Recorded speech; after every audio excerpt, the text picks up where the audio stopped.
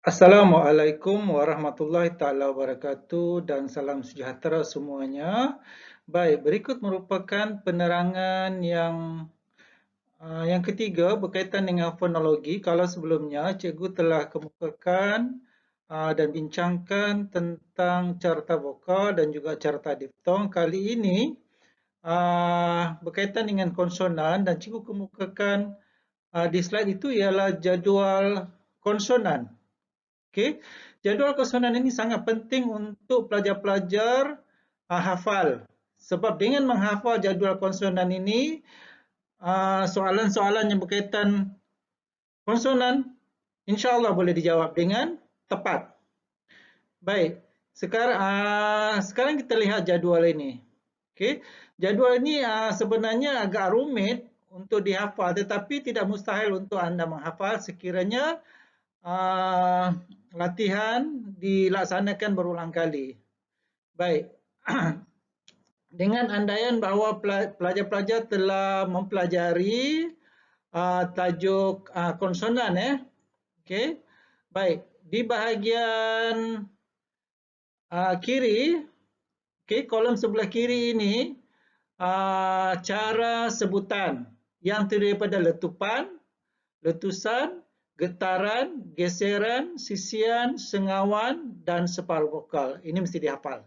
Baik, kemudian untuk lajur yang berikutnya ialah label dua bibir, gigi gusi, gigi bibir, gigi, lelangit keras, lelangit lembut dan glotis.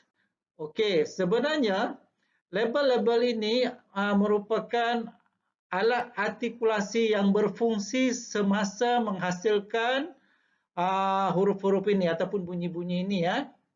Baik. Kemudian di dalam label alat artikulasi ini juga ditandakan TS yang berwarna hitam dan S yang berwarna merah. Apa maksudnya? TS itu ialah tak bersuara sementara S itu yang bersuara. Okey. Saya ulang sekali lagi, TS itu merujuk kepada bunyi tak bersuara, S merujuk kepada bunyi bersuara. Okey. Jadi jadual ini mesti dipenuhi berdasarkan kepada label yang terdapat di atas ini dan juga label yang terdapat di sebelah kiri ini. Baik. Okey. Kalau misal kata letupan, dia melibatkan dua bibir tapi untuk P tidak bersuara, untuk B bersuara. Begitulah seterusnya. Okey. Bagaimana anda menghafal? Tidak ada jalan lain selain daripada membuat latihan yang berulang-ulang supaya jadual ini dapat dihafal. Seterusnya, mari kita lihat soalan-soalan yang berkaitan dengan konsonan. Okey, ini adalah contoh soalan yang berkaitan dengan konsonan dan sekiranya anda menghafal jadual ini, bagaimana anda dapat menjawab dengan mudah. Baik, yang pertama sekali, yang manakah perkataan yang mengandungi konsonan sengau gusi? Baik, terang-terang di sana dia tanya tentang konsonan. Jadi, maksudnya kena lihat jadual konsonan. Okey, tak perlu lihat lagi carta vokal ataupun carta diftong. Jadi konsonan. Jadi dia kata sengau gusi. Kita lihat dulu cara sebutan. Okey. Kalau kita lihat di situ sengawan. Jadi kita akan hanya fokus kepada sengawan sahaja. Okey. Kemudian kita akan tengok sengau gusi. Di mana yang melibatkan artikulasi gusi di situ? Okey. Sengau gusi, okey. Gigi gusi, okey. Di gigi gusi di sini. Maksudnya di N. N. Pegang yang itu. Okey. Satu sunyi, dua timun, tiga lontar, empat tangga. Masalahnya kesemua ada N. Tapi kena ingat. Okey. N di situ merujuk kepada huruf N sahaja dalam satu suku kata. Sebab dalam sengau juga ada bunyi NY, ada bunyi NG. Itu agak mengelirukan nanti ya. Baik, sunyi. Okey. Adakah sunyi itu merujuk kepada bunyi SUNYI atau SUNYI? Okey, itu agak mengelirukan. Tak apa, kita tinggalkan dulu. Okey, kemudian timun. Timun. Okey, pun ada N.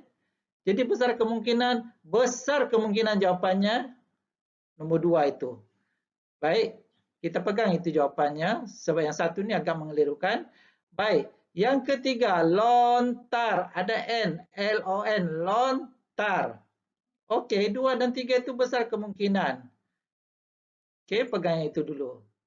4, tangga. Kalau kita lihat suku kata, okey, penggalan suku katanya tang. Okey, T-A-N-G, G-A, tangga, bukan tan, bukan dia punya penggalan bukan tan, T-A-N bukan. Okey, dia punya penggalan T-A-N-G, tangga. Sama juga dengan yang satu ni S-U-N, sunyi, N-Y-I, sunyi. Jadi jawapan 1 dan jawapan 4 itu salah, bukan merujuk kepada bunyi N. Okey, yang merujuk kepada bunyi N di situ ialah 2 dan 3. Jadi jawapannya ialah C. Okey, seterusnya kita lihat lagi satu lagi soalan yang bertanyakan tentang konsonan. Okey, bunyinya, yang manakah kumpulan perkataan yang kesemuanya mengandungi bunyi separuh vokal? Okey, di sini mungkin agak mengelirukan, mungkin pelajar akan tengok pula carta vokal. Okey, mana satu yang betul? Nak tengok carta vokal ataupun nak tengok jadual konsonan? Okey, kalau dia kata separuh vokal, dia tidak merujuk kepada vokal, tapi sebenarnya dia merujuk kepada konsonan. Sebab dalam jadual konsonan itu ada cara sebutan separuh vokal. Okey. Dan kita kena ingat, separuh vokal tu ada 2 saja, W dan Y.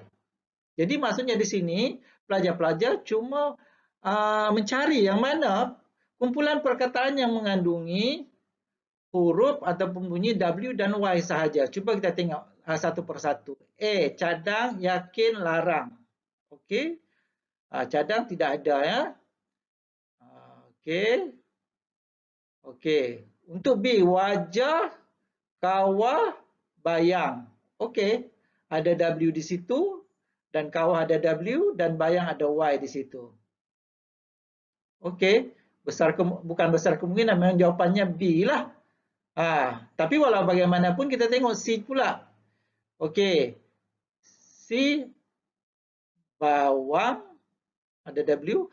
Parang tidak ada. Okey. Payung ada Y. Bagaimana dengan D? Pawang, kampung, kenyang. Kampung tidak ada. Jadi jawapannya ialah B. Jadi sekali lagi cikgu tekankan, sekiranya jadual ini dikuasai dan dihafal, dia akan memudahkan anda untuk menjawab soalan seumpama ini. Baik, seterusnya kita lihat soalan yang berikutnya. Diberi ciri-ciri huruf yang dibunyikan dan pilihan-pilihan perkataan yang mengandungi bunyi yang dihasilkan. Baik, sekarang kita lihat. Dia kata yang pertama, hujung lidah ditemukan ke gigi gusi untuk membuat sekatan. Okey. Sebenarnya apabila disebut sekatan, dia memang merujuk kepada konsonan. Okey. Cikgu ulang sekali lagi, kalau disebut tentang sekatan, sebenarnya secara langsung dia merujuk kepada konsonan. Jadi kita kena rujuk jadual konsonan inilah. Okey. ke gigi gusi. Gigi gusi, okey. Kita lihat di sini gigi gusi. Maknanya kita akan tengok lajur di sinilah, gigi gusi di sini. Okey. Tetapi dia ada lagi ciri yang kedua, dia kata udara yang tersekat pada bahagian pertemuan itu dilepaskan dengan serta-merta. Baik, perlu diingatkan apabila udara dilepaskan dengan serta-merta, dia sebenarnya merujuk kepada sebutan letupan. Okey. Cikgu ulang sekali lagi, apabila dinyatakan dilepaskan dengan serta-merta, dia sebenarnya merujuk kepada cara sebutan letupan. Okey. Dia berbeza dengan letusan. Letusan ini dilepaskan secara perlahan-lahan. Ini letusan. Kalau dikatakan dilepaskan secara perlahan-lahan, itu letusan. Tapi ini dikata serta-merta letupan. Okey, sekarang kita tengok letupan gigi gusi. Jadi maksudnya di situ antara T dengan D. Kita sudah dapat hurufnya T ataupun D. Kemudian ciri yang ketiga, pita suara tidak bergetar. Kena ingat apabila dikatakan pita suara tidak bergetar, itu bermaksud tidak bersuara. Okey. Cikgu ulang sekali lagi, apabila disebut ataupun dinyatakan pita suara tidak bergetar, itu maksudnya tidak bersuara. Okey, berbeza kalau disebut pita bergetar, itu bersuara. Kena ingat itu. Kalau dikata pita bergetar, itu maksudnya bersuara. Jadi sini tidak bersuara, kita kena tengok TS tak bersuara. Jadi sebenarnya dia merujuk pada huruf T. Okey, pegangnya itu. Jadi kita tengok. Ada tara, putus, sekat. Okey. Besar kemungkinan A. Tapi kita kena tengok juga pilihan jawapan yang lain. Okey. B. Dasar, talam, kotak. Okey, dasar itu tidak ada T. Jadi bukan jawapan. C. Tabur, indah, tekad. Okey, indah tidak ada huruf T, bukan jawapan. Seterusnya D, badak, duta, mantap. Badak tidak ada huruf T. Jadi jawapannya ialah A. Okey, seterusnya kita beralih ke soalan yang seterusnya. Okey, soalan ini memberi beberapa ciri bunyi yang dihasilkan. Okey. Kemudian soalannya itu pun jelas-jelas dia kata konsonan. Bila disebut konsonan, kena rujuk jadual konsonan ini. Baik, yang pertama dia kata belakang lidah dinaikkan ke arah lelangit lembut. Okey. Lelangit lembut yang berfungsi artikulasi itu melibatkan lelangit lembut. Jadi kita carilah di situ lelangit lembut. Okey, kolom lelangit lembut itu berada di sini. Kita lihat di sini. Okey. Dia terdapat dalam lajur ini. Jadi pegang ini dululah. Jangan tengok yang lain dulu. Okey, kemudian udara dilepaskan dengan serta-merta. Ingat lagi yang cikgu kata sebelumnya, apabila udara dilepaskan dengan serta-merta, itu bermaksud letupan. Okey, kita cari letupan. Okey, kemudian kita pergi ke ruangan ataupun lajur lelangit lembut antara K dan G. Okey, pegang itu dulu. Kemudian dia kata lelangit lembut dan anak tekak dinaikkan. Apabila lelangit lembut dan anak tekak dinaikkan, dia akan menutupi rongga hidung. Rongga ada dua saja, rongga mulut dan rongga hidung. Okey, apabila udara melalui rongga hidung akan berlaku bunyi sengawan. Tetapi apabila melalui rongga mulut, itu bukan sengawan. Jadi di sini dia kata lelangit lembut dan anak tekak dinaikkan. Jadi dia menutup rongga hidung. Jadi bunyi ini bukan merujuk kepada sengawan. Okey, jadi dia tidak mungkin sengawan. NY, NG tidak mungkin. Dia masih lagi kekal di K ataupun G. Okey, ciri yang keempat, dia kata pita suara bergetar. Ingat lagi, apabila disebut pita suara bergetar, itu maksudnya bersuara. Okey, berada bunyi. Okey, berbeza kalau dia kata pita suara tidak bergetar, itu tidak bersuara. Jadi di sini dia kata bersuara. Jadi bila dia kata bersuara, sebenarnya dia merujuk kepada huruf G. Jadi kita sudah dapat huruf yang dimaksudkan ialah G itu. Okey, sekarang kita beralih kepada pilihan jawapan. Kita carilah mana perkataan yang mengandungi huruf G. Okey, kelat, tekak, lagak, getah. Jadi 3 dan 4. 3 dan 4 jawapannya ialah D. Baiklah, sekarang kita beralih ke soalan yang berikutnya. Soalan ini juga memperlihatkan ciri-ciri bunyi ataupun cara-cara huruf itu dibunyikan. Yang pertama, hujung lidah dirapatkan ke gusi. Okey, ke gusi. Kita sudah boleh agak yang mana satu kita nak pilih. Okey, artikulasinya. Okey, kita pegang ini gigi gusi inilah. Okey, sebab yang lain tak ada pun gusi. Baik, dia kata lelangit lembut dinaikkan untuk menutup rongga hidung. Ingat yang cikgu cakap sebelumnya, bila dia menutup rongga hidung, jadi dia akan melalui rongga mulut. Okey, jadi tidak mungkin dia sengau. Okey, tidak mungkin dia N.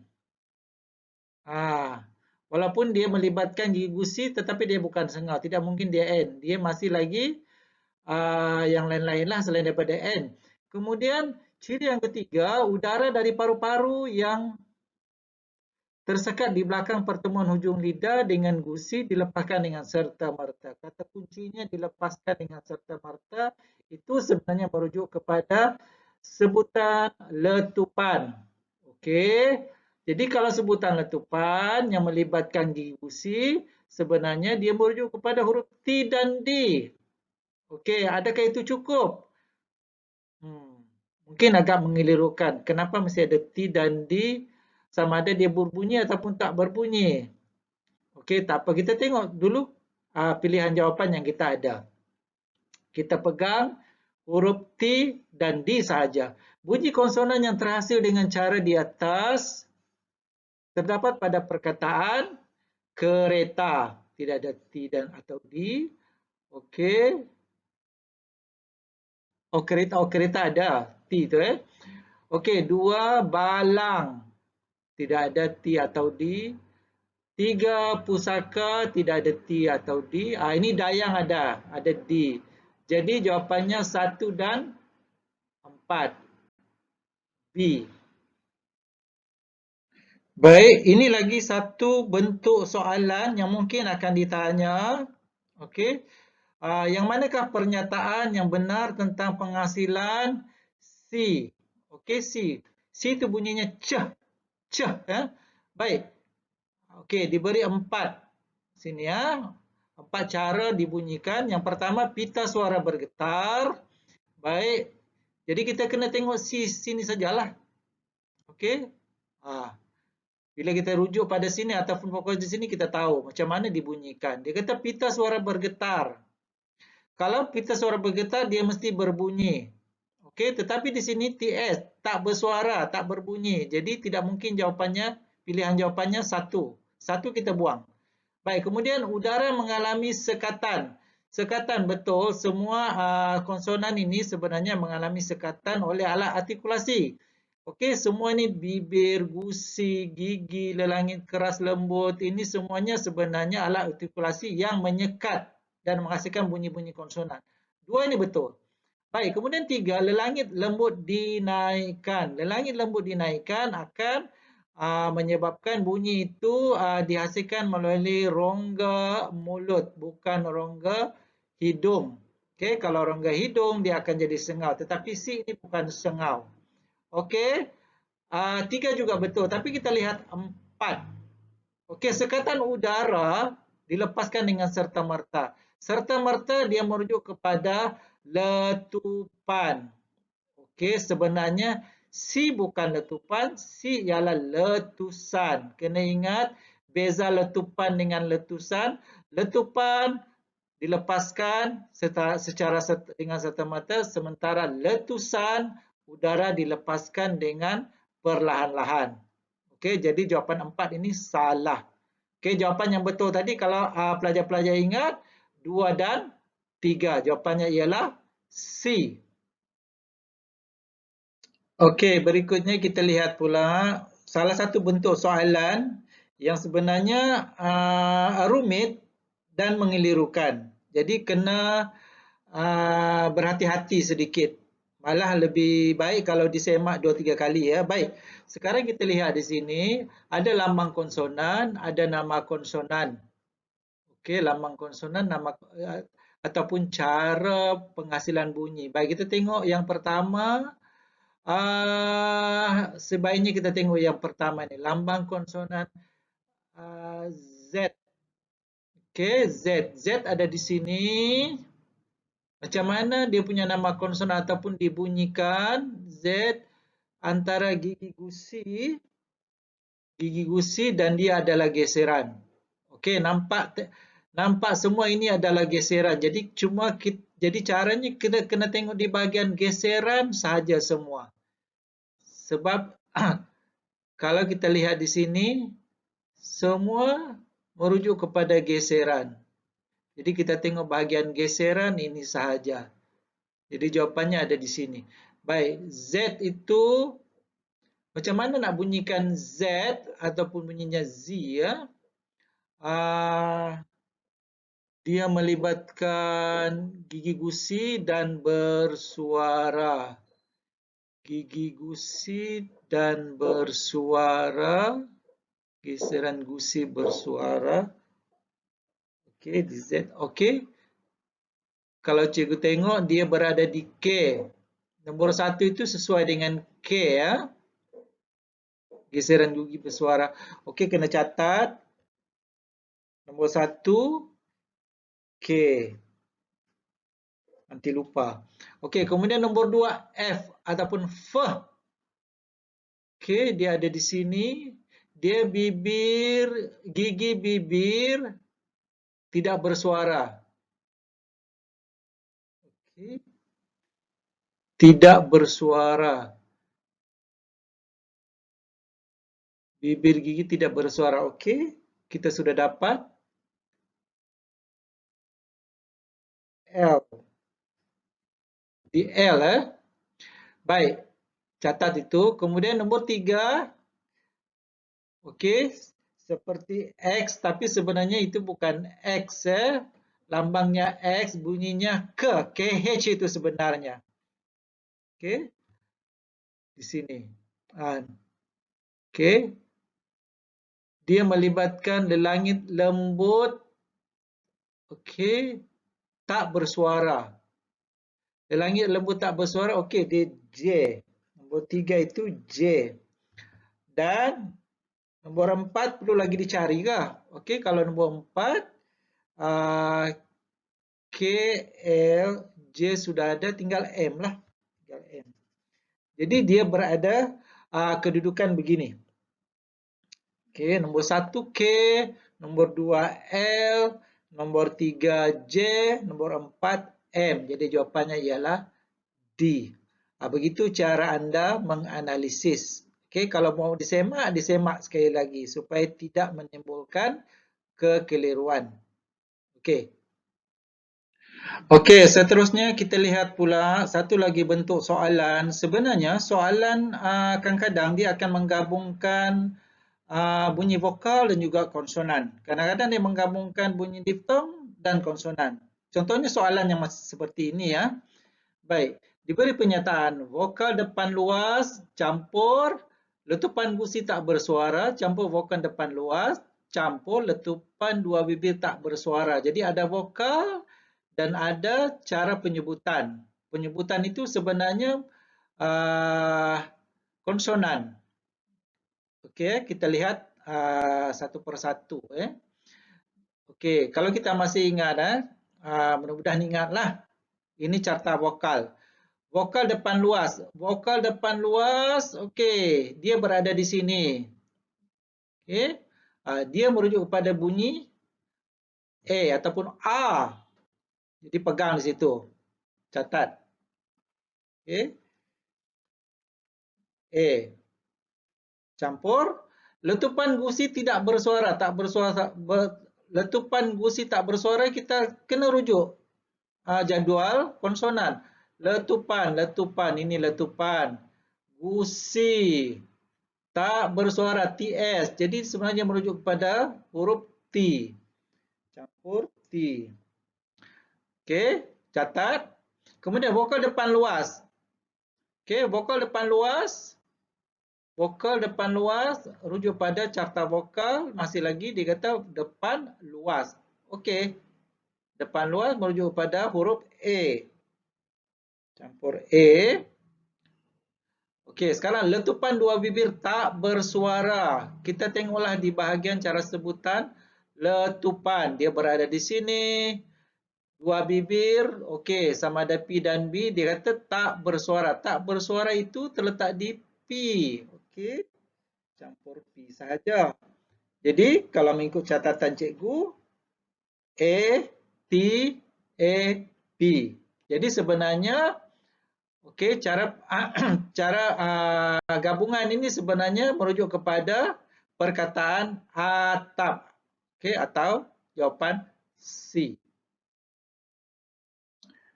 Okey, satu lagi soalan yang menggabungkan vokal dan juga konsonan.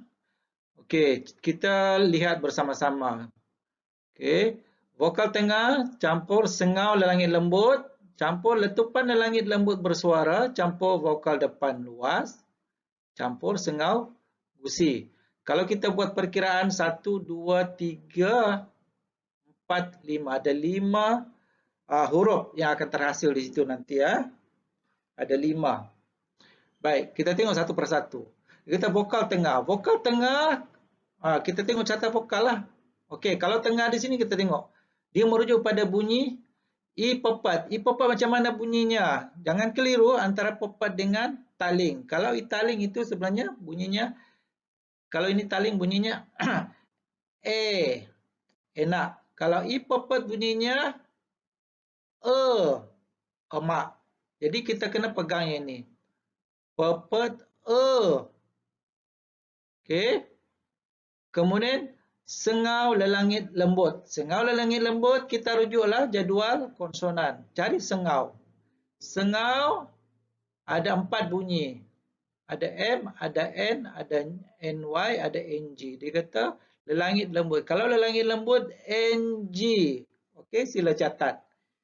I campur NG Kemudian letupan lelangit lembut bersuara. Letupan lelangit lembut bersuara. Lelangit lembut bersuara. Okey, dia terletak di sini sama ada TS ataupun S.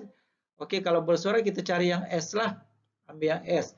S itu merujuk kepada huruf G. Campur G. Catat. Okey, kemudian vokal hadapan luas. Vokal hadapan luas. Balik pada vokal. Okey, di sini. Okey, hadapan. Okey, luas. Dia merujuk pada bunyi ataupun huruf A. Campur A. Dan akhir sekali dia kata sengau gusi. Sengau gusi. Balik ke jadual konsonan. Cari sengau. Sengau. Okey, dua bibir, sengau gigi gusi. Okey. Dia terletak di sini. Gusi. N. Jadi, kalau mengikut catatan cikgu, ENGGAN. Enggan. Jawapannya ialah A. Baiklah, akhir sekali, sebenarnya cikgu nak pesan sekali lagi bahawa jadual konsonan ini sangat penting untuk dihafal. Maknanya sangat penting untuk dikuasai sebab dia akan bantu anda untuk menjawab banyak soalan yang berkaitan dengan konsonan seperti mana yang telah cikgu tunjukkan. Oke, selamat berjaya.